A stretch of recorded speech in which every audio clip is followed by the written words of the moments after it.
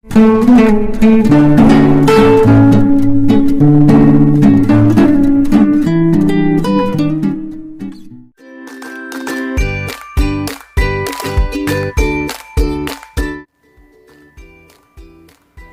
রঙের টুসি পিঠা বানানোর জন্য আমি পালং শাক, যাতে সবুজ রং হবে, গাজর নিয়ে এসেছি, এটা কমলা রং হবে, আর বিট লাল রং হবে। আমি সবগুলো এক এক করে বেটে নিয়ে আসছি। এবার আমি প্যানের মধ্যে 1 কাপ জল দিলাম, তার মধ্যে একটু নুন দিয়ে দিলাম, দিয়ে এবার আমার জলটা ফুটতে দিতে হবে। জল ফুটে গেছে, এবার এর মধ্যে আমি 1 বাটি চালের গুঁড়ো দিয়ে এটাকে ভালো করে মেশাবো।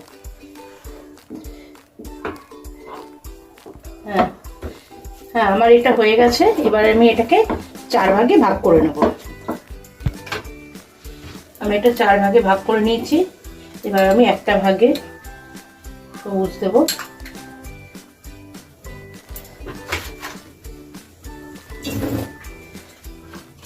আর একটা ভাগে বিট দেবো, সেটা নাকি লাল রং হবে,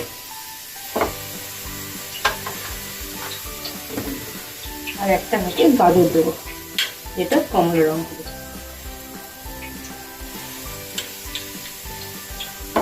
এগুলো আমি ভালো করে মিশিয়ে নেব।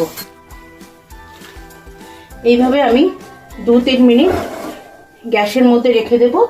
রেখে দিয়ে তারপরে এটাকে আমি টুসি করব। আমি এবার একটা একটা করে একটুখানি হাতে ঘি নিয়ে এগুলোকে ভালো করে মেখে দেবো। তাহলে কি হবে, আমি টুসি যখন করব তাহলে এগুলো কারুর গায়ে কোনোটা লেগে যাবে না।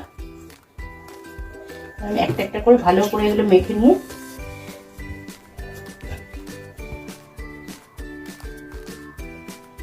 এবার আমি একটু একটু করে টুসি বানিয়ে নিচ্ছি। দেখুন কিভাবে সহজেই টুসি বানানো যায়।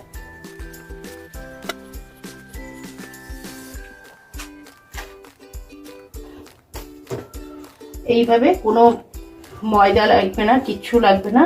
এইভাবে টুসি করে একটার সাথে একটা গায়েও লাগবে না, তো অনায়াসে সব টুসি করে নেওয়া যাবে। আমার সব রং বেরঙের টুসি বানানো হয়ে গেল। দেখুন কি সুন্দর রং হয়েছে। যে কোনো বাচ্চারা এগুলো এমনিই খেয়ে নেবে। প্যানে দুধ দেবো।